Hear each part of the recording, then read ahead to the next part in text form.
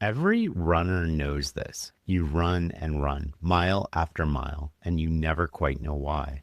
You tell yourself that you're running towards some goal, chasing some rush, but really you run because the alternative, stopping, scares you to death. So that morning in 1962, I told myself, let everyone else call your idea crazy. Just keep going. Don't stop. Don't even think about stopping until you get there. And don't give much thought to where there is. Whatever comes, just don't stop. That's the precious, prescient, urgent advice I managed to give myself out of the blue and somehow managed to take. Half a century later, I believed it's the best advice and maybe the only advice any of us should ever give. That was an excerpt from the book I'm going to talk to you about today, which is Shoe Dog by Phil Knight. Today, Nike looks inevitable, but for nearly 2 decades, this company almost died daily. It was that close.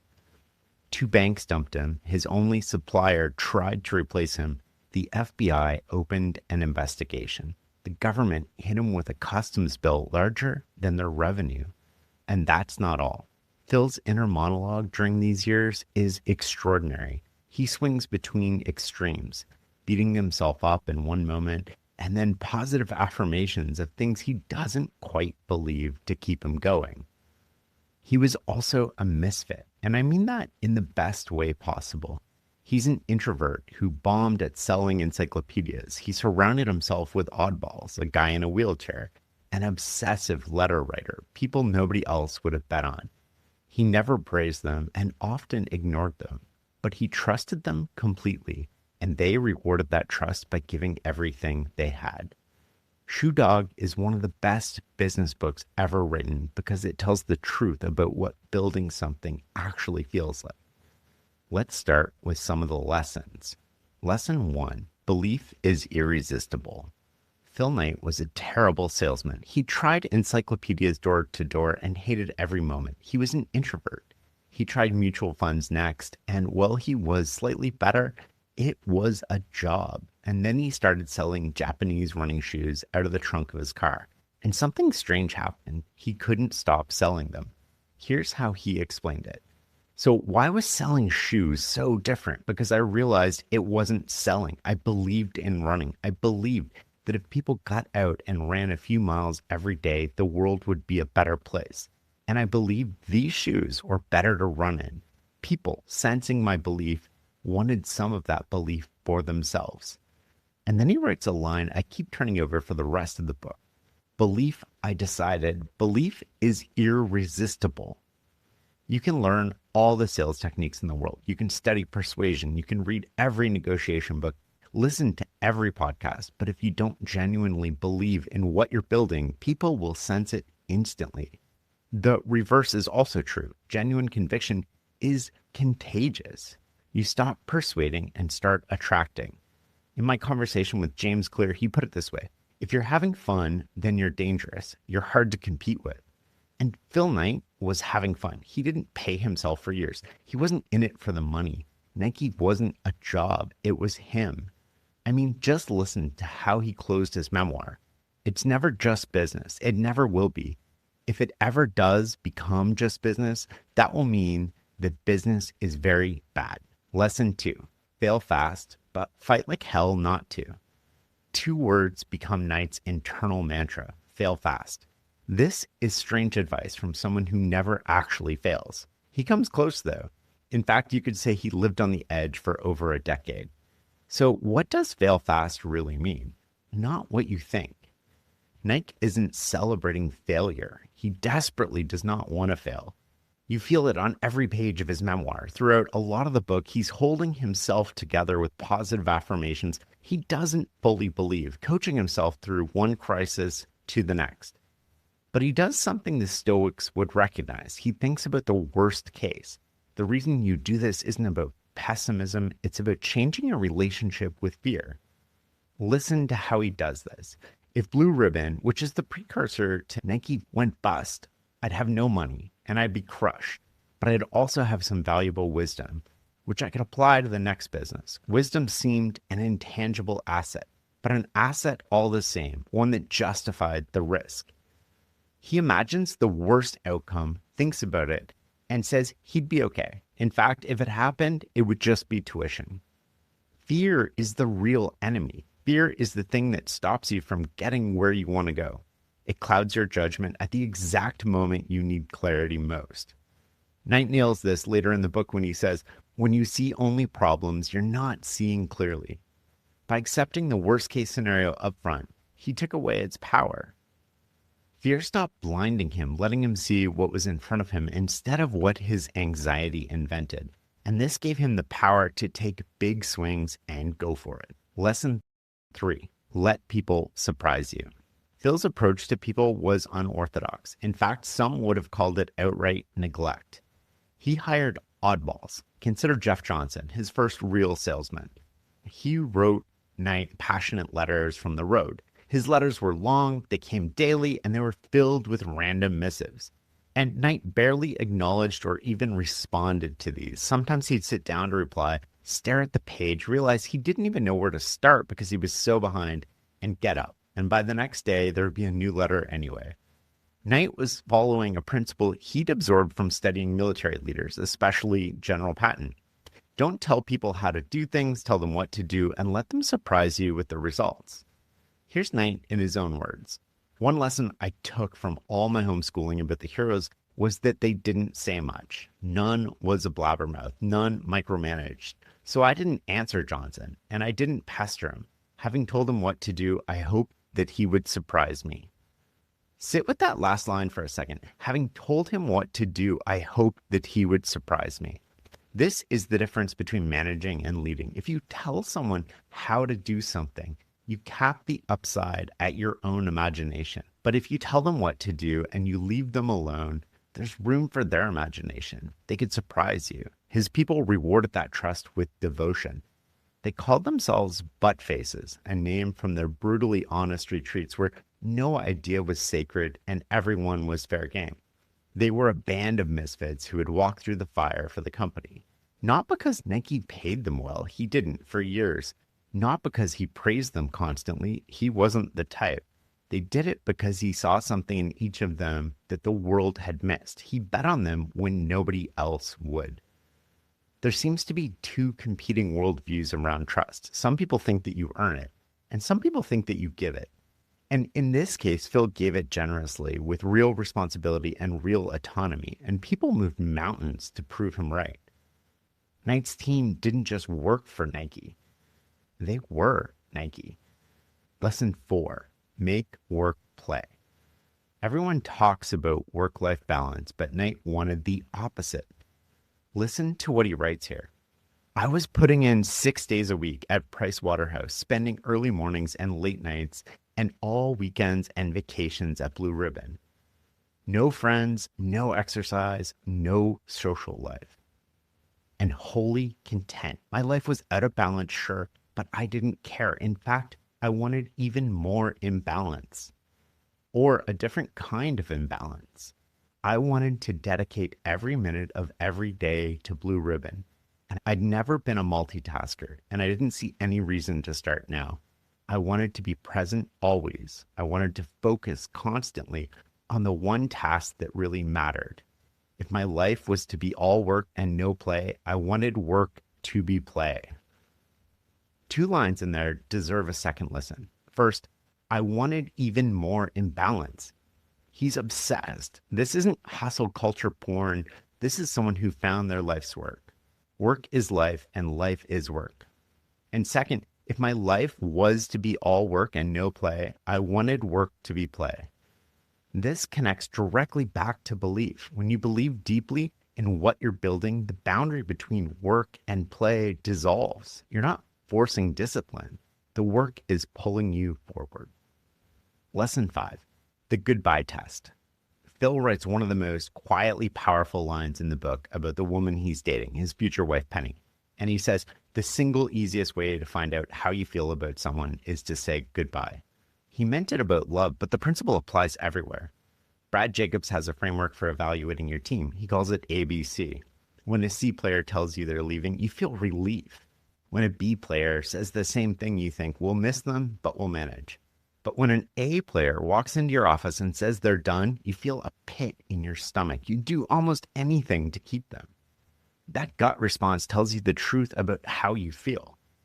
You don't always know what someone means to you while they're there. You find out when they're gone or when you imagine them gone. And this applies to everyone from co-founders to employees and friends. If you want to know who really matters to you, run them through the goodbye test.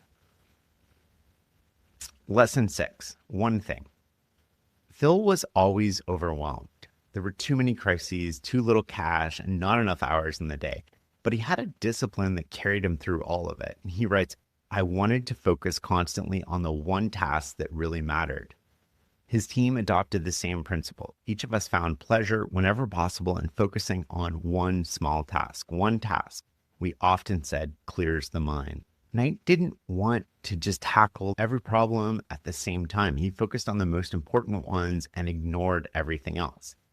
And there's one other detail that stood out about his focus. When things were toughest, he deliberately directed his attention to what was working and not what was broken. He forced himself to focus on the good. Okay, that's the setup. A misfit with a crazy idea, 1,000 borrowed dollars, and the kind of obsession that makes balance irrelevant. Now let's get into what he built. So it's 1962. Phil is 24 years old, sitting in his father's TV room in Portland, waiting for a commercial break during Wagon Train. He's rehearsed what he wants to say for weeks, but he's nervous because what he's about to propose sounds insane. So, Dad, you remember that crazy idea I had at Stanford? The crazy idea came from a research paper.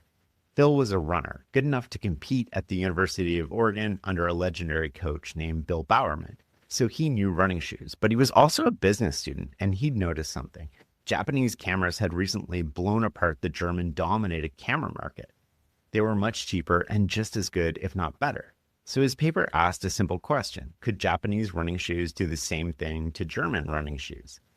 At the time, Adidas and Puma owned that world completely. At the 1960 Rome Olympics, 75% of track and field athletes wore Adidas. If you were a serious runner in the 60s, that's what you wore. So Phil presented his idea to his classmates with passion and intensity, and they responded with what he called labored sighs and vacant stares. His professor gave him an A, but nobody else cared. But Knight couldn't stop thinking about it. When the commercial hit, he laid it on thick. Remember how we talked, Dad? How I said I wanted to see the world, the Himalayas, the pyramids, the Dead Sea, Dad? The Dead Sea! Well, haha. I'm also thinking of stopping off in Japan, Dad. Remember my crazy idea? Japanese running shoes? It could be huge, Dad, huge. Now, his father worshipped respectability. You go to school, you get a job, you buy a house, and you live a normal life. And what Knight was proposing was the opposite. Backpacking trip around the world to chase an idea about importing shoes. And then something unexpected happens. In the flickering light of the television, his father rocks forward in his recliner and says he's always regretted not traveling more when he was young. He says a trip might be the finishing touch to his son's education. Okay, he says. Okay, Buck, okay. So Phil thanks him and flees before the old man can change his mind. He arrives in Japan in November of 1962. The country is still rebuilding from the war. He takes a 7-hour train ride from Tokyo to Kobe, packed against strangers. He's going to meet executives at a company called Onitsuka, which makes athletic shoes under the brand name Tiger. They don't know he's coming. In fact, they've never even heard of him. So when he gets there, he's escorted into this conference room with 4 executives seated around a table. And they bow and he bows and everyone sits. And then one of them asks, what company do you represent? And panic sets in. He doesn't have a company. His mind races back to his childhood, to the blue ribbons he'd worn at track meets. Gentlemen, he says, I represent Blue Ribbon Sports of Portland, Oregon. Of course, Blue Ribbon Sports doesn't exist, but it will if they give him a chance.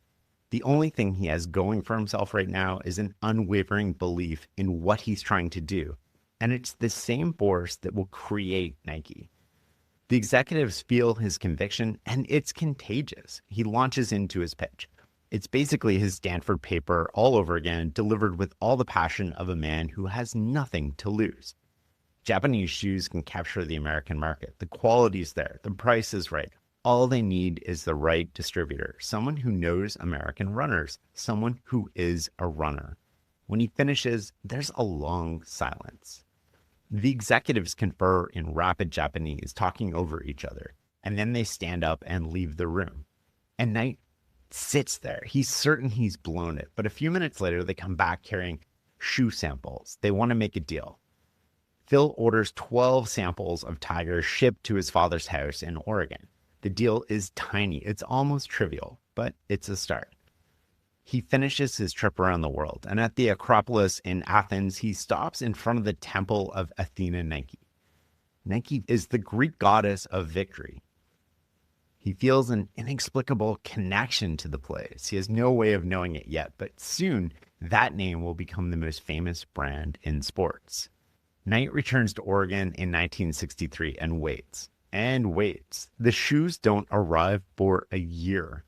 During that time, he gets a job as an accountant. So to the outside world, his crazy idea looks like it's gone nowhere. He's living with his parents still. When the samples finally arrive, he does something clever. He sends 2 pairs to Bill Bowerman, his old track coach at Oregon. It's important to understand who Bowerman was at the time. He was the Yoda of running. He was one of the most respected coaches in the country, in the world even. He trained Olympic athletes. But what made him different was an obsession. He couldn't stop tinkering with shoes. He'd cut them apart, shave off weight, add foam, try anything to give his runners an edge. He made shoes out of fish skin. He experimented with kangaroo leather. The man was basically a mad scientist who happened to coach track. So Knight sends him tigers, hoping that Bowerman might like them and maybe recommend them to a few athletes. But he doesn't just like them, he wants in. So over hamburgers at the Cosmopolitan Hotel in Portland, Bowerman makes him an offer, a 50-50 partnership. Stop and think about that for a second. Knight is a kid with no track record, no money, no infrastructure, selling shoes out of the trunk of his Plymouth. And the most respected track coach in America is sitting across the table offering to go halves. It's not like Bowerman didn't know him at all. He used to coach him, but this is a big leap. Knight looked across at the man whose approval he craved even more than his father's and said yes. They shook hands. He later wrote that he felt like he was daring to negotiate with God. Bowerman wasn't doing charity. He saw something in this awkward young man that others had missed. He trusted his business sense enough to bet real money on it. January 25th, 1964, Blue Ribbon Sports is officially born. Each partner puts in $500. That handshake would be worth billions. For the next several years, Knight lives a double life. By day, he's a respectable accountant. By night and on weekends, he's a shoe peddler. He drives his green Plymouth around the Pacific Northwest, pops open the trunk, lays out the tigers, and waits for runners to wander over. He talks to them about pronation and cushioning and weight. He listens to their complaints about existing shoes and makes notes about everything that's wrong. And he sells. Not a lot at first. His first year, Blue Ribbon grosses $8,000. The next year, they gross about $16,000. And then $32,000. Every year, the number doubles. He's awkward and introverted, but remember, belief is irresistible. He believes in running and he believes in these shoes, and runners can feel his conviction and it's contagious. When someone believes in something so totally, we respond to it. We want to buy in. So he also does something that seems obvious but wasn't common at the time. He tells the truth about the product. If the shoe has a flaw, he admits it. If one model is better for a certain foot type, he says so. Even if it means selling a cheaper shoe. He doesn't oversell and he doesn't exaggerate. After a few years, runners start seeking him out. They tell their friends. Coaches recommend Blue Ribbon. The company develops a reputation. These guys know what they're talking about. They shoot straight. As Blue Ribbon grows, Knight starts hiring. And the people he hires are not what you'd expect. His first real employee is Jeff Johnson, a runner and former competitor. Johnson is obsessive. He writes Knight long, rambling letters about everything from shoe design to the meaning of life. And Knight almost never writes back. Johnson keeps writing anyway. It's like Phil knows that he wants his approval and Knight never gives it to him. Then there's Bob Whittle, a runner who became paralyzed from the waist down after a freak accident. And Phil hires him without hesitation. And Whittle turns out to be one of the most resourceful people in the company. And then there's Hayes and Strasser, one by one the oddballs and misfits who didn't quite fit anywhere else, but at Blue Ribbon, they fit. And here's what's remarkable about this. Knight doesn't just manage, though, not in any traditional sense. He develops a management style based entirely on trust, though some would probably call it neglect.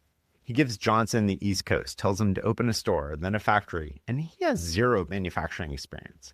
He puts Whittle in charge of operations, and he has no experience. And then Phil gets out of the way. He trusted them implicitly. He later said he was adhering to the wisdom of General Patton. Don't tell people how to do things, tell them what to do, and let them surprise you with the results. And because he trusted them with autonomy, they rewarded him with devotion. They were a band of misfits who would walk through fire for each other and for the company. And not because he paid them well, because he didn't, at least not for years.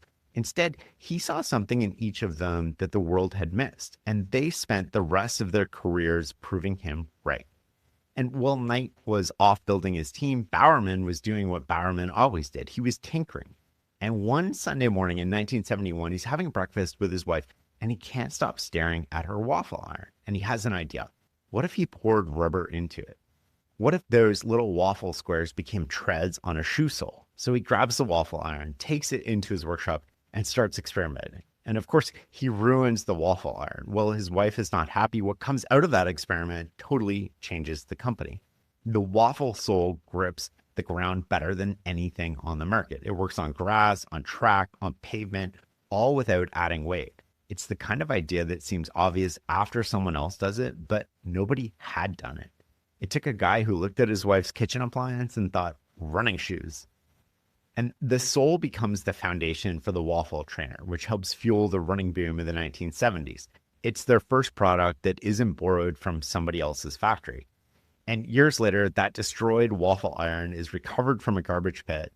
And today it sits on a display case at Nike headquarters, proof that innovation doesn't require an expensive lab or a big budget. Now, here's where the story gets dark. Throughout the late 60s and early 70s, Blue Ribbon grew fast. Sales doubled every year.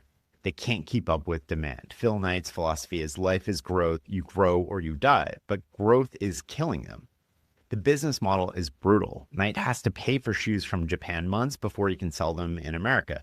So he's constantly borrowing, placing orders he can barely afford, and then scrambling to sell enough to pay back the loans before the next shipment arrives. It's a treadmill and it's speeding up. Meanwhile, his supplier turns hostile. Onitsuka sees how well he's doing and starts asking the obvious question, why do we need a middleman? They begin looking for ways to cut Blue Ribbon out entirely. And the banks are done. Blue Ribbon has been kicked out of multiple banks for being too leveraged. Nobody wants to touch them. By 1970, the company is legally insolvent. They have zero cash and the banks are getting hostile. A shipment of shoes is sitting on the docks and it needs to be paid for. In every meaningful sense, they're finished. And then Bob Whittle rolls into Knight's office. Whittle, the man in the wheelchair who runs operations, tells Knight that his parents want to lend the company their life savings, $5,000 with no interest. Knight is stunned. He drives to the Whittle house and sits with Bob's parents.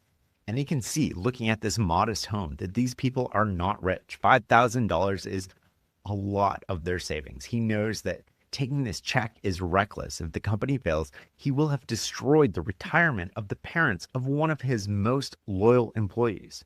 He doesn't want to take their money, but he has no choice. And then they ask if he needs more. They have another $3,000. It'll drain their savings to zero, but they'll do it. And Knight says yes. He has to.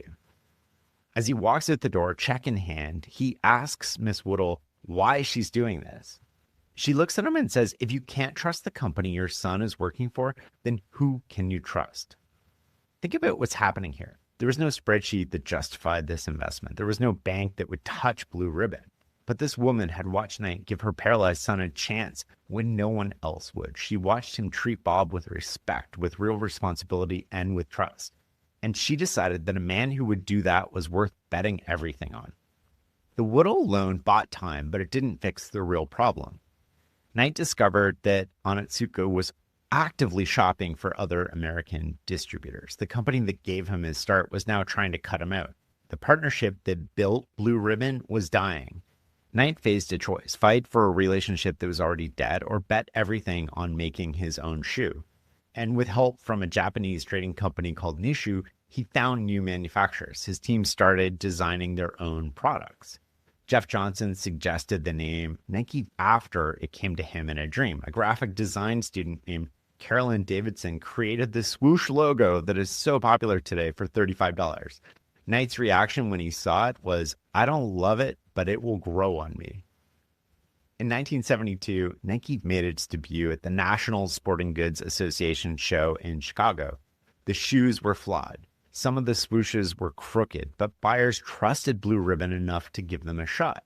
People didn't buy the shoes because they were perfect. They bought them because they believed in the people behind them.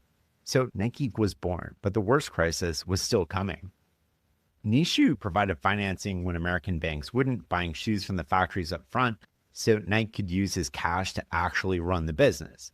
Their incentives were perfectly aligned. The more shoes that Nike sold, the more Nishu earned. It was a true partnership.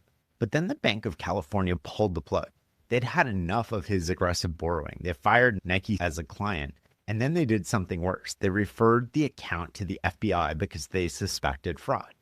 Without bank financing, the company would collapse within weeks, and now Knight might face criminal charges on top of it. He had one option: Nishu. But there was a problem. He had been using Nishu's money to secretly fund a factory in New Hampshire. He built it to reduce his dependence on Japanese manufacturers, and it was a smart long-term move, but it was also a clear violation of his agreement with Nishu. He gambled he could get away with it, and now he'd have to get caught. So Knight walked into Nishu's offices and sat across from a terrifyingly stoic executive that he privately called the Iceman, and he confessed everything. The bank had fired them, the FBI might investigating, and oh, by the way, he'd been secretly diverting their money into an unauthorized factory. He had deceived his partners, and now he was at their mercy. The Iceman took it all in, and then he looked at Knight, and he said, "There are worse things than ambition."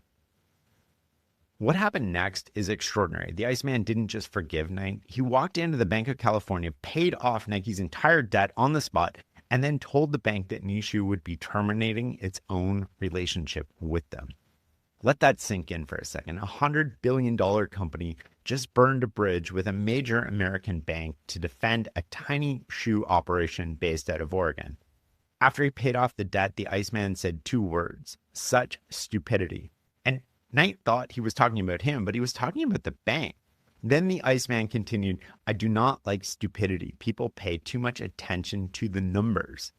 There it is again, the pattern that runs through the entire Nike story. The Iceman had watched these guys operate. He'd seen how they treated people, how they ran toward problems, how they cared about the product. The numbers looked terrible. He trusted the man and not the balance sheet. There's a garden at Nike headquarters today named after Nishu, a small tribute to a debt that can never be fully repaid. With Nishu's backing and the bank crisis behind them, Nike entered its golden age, but not because of anything Knight planned, because America started running. In 1972, a Yale-educated American named Frank Shorter won the Olympic marathon in Munich. ABC broadcast it live. Millions of people watched this lean, determined man cross the finish line, and something shifted. Running clubs popped up. Joggers appeared on suburban sidewalks. In the 1970s, the New York Marathon had 127 finishers. By the end of the decade, it had tens of thousands. Nike didn't start the running boom, but they were the only company ready for it. They rode the wave. The waffle trainer caught fire because it's better traction, better cushioning, and a better price. But what surprised everyone, including Phil, was what happened next. People stopped taking them off. And here's what Phil wrote in his book. He said, "Watching the shoe evolve in 1976 from popular accessory to cultural artifact, I had a thought. People might start wearing this thing to class and the office and the grocery store and throughout their everyday lives."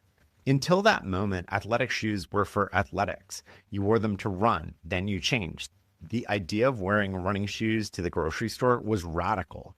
So Knight made a small decision that turned out to be enormous. He ordered the waffle trainer in blue to go with jeans.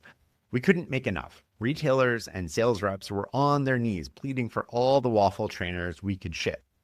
Blue shoes and blue jeans. That's the moment Nike stopped being a running company and started becoming a lifestyle brand. They weren't just selling performance anymore. They were selling identity.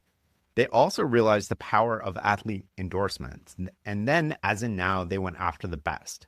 They landed Steve Prefontaine. At the time, Pre had every American record from 2,000 to 10,000 meters. He was brash, rebellious, and utterly devoted to the sport. He didn't just wear Nike, he was Nike. Phil Knight later called him the soul of Nike. But when Pre died in a car accident in 1975, at just 24, the company was devastated, but his spirit became part of their DNA. There's a building at their campus today named after him, and even a statue. And at the end of the 1970s, Nike sales hit $270 million. They'd captured half of the American athletic shoe market. They'd passed Adidas in the United States. A handshake and $1,000 had turned into the biggest name in American sports. But growth created its own problems. The bigger they got, the more cash they consumed. And the more cash they consumed, the more vulnerable it became to forces beyond its control. Just when Nike found its footing, its competitors found a weapon. The established American shoe companies had watched this upstart from Oregon eat their market share for a decade. They couldn't beat Nike on product, and they couldn't beat them on price. So they went to Washington. They dug up an obscure customs rule that let the government recalculate import duties, not based on what Nike actually paid for shoes overseas, but what on similar American-made shoes sold for domestically. The difference was enormous, and they got it applied retroactively. The customs bill was $25 million. Nike's entire revenue at the time was $24 million. The government was demanding more than the company earned in a year. Phil was furious. Nike hadn't broken any law. The shoes were imported legally. Duties were paid correctly at the time. This was a retroactive rule change, weaponized by competitors who couldn't win in the market. So they tried to win in a bureaucracy. For the first time, he went political. He hired lobbyists. He ran TV ads. He argued this wasn't about protecting American jobs. It was about protecting American companies from competition. The battle dragged on for years, and Phil Knight described it as one of the most stressful periods of his life, which, given everything else he'd survived, tells you something. There were moments he believed they would lose, that this arbitrary, bureaucratic weapon would accomplish what banks, suppliers, and the FBI had all failed to do. Nike eventually settled for $9 million, still a staggering sum at the time. The customs war taught Phil Knight something every successful founder eventually learns. Winning creates enemies. The people who can't beat you in the market will try to beat you in court, in the press, in the halls of government. Success doesn't end the fight. It changes the arena. But the war also forced a decision on the butt faces, one that they had resisted for years. Nike needed a war chest. It needed resources to survive whatever came next. The company that had been built on a handshake and loyalty was about to go public. On December 2nd, 1980, Nike went public at $22 a share. By the end of its first day of trading, the company is valued at hundreds of millions of dollars. Phil Knight, the kid who borrowed $1,000 from his father to chase a crazy idea halfway around the world, is worth about $170 million on paper. But he doesn't describe that day as a triumph. He describes it as a kind of death. The scrappy, trust-based company he built was now a public corporation. The butt faces would answer to analysts. He gathered his original team, the misfits who'd built this thing with him, and they sat together in silence. They'd won. They'd actually won, but something was ending too. Phil Knight writes, "I wanted to build something that would last, but I also wanted to build something that would stay small enough to feel like family. You can't have both." That's the trade-off at the heart of every company that succeeds. You can stay small and preserve the culture, or you can grow and change the world. And it's really hard to do. And Phil Knight chose growth, and he spent the rest of his career mourning what it cost. Decades later, after the customs war, the labor controversies, and the endless expansion into every corner of sports, the story circles back to where it all started. In 2005, LeBron James asked for a private word with Phil Knight. Nike had signed LeBron as a teenager before he had played a single professional game. Millions of dollars on an unproven kid from Akron, Ohio. and LeBron handed Phil Knight a gift. It was a Rolex from 1972, the year Nike was founded, and engraved on the back, it said, "With thanks for taking a chance on me." Phil Knight stood there holding that watch, and the whole journey collapsed into a single frame. His father took a chance on him when the crazy idea made no sense. Bowerman took a chance over hamburgers at the Cosmopolitan Hotel. Bob Woodall's parents handed over their entire life savings with no interest. Nishu paid off his debts when the FBI was circling, and now LeBron was thanking Phil Knight for doing the same thing all the people had done for him.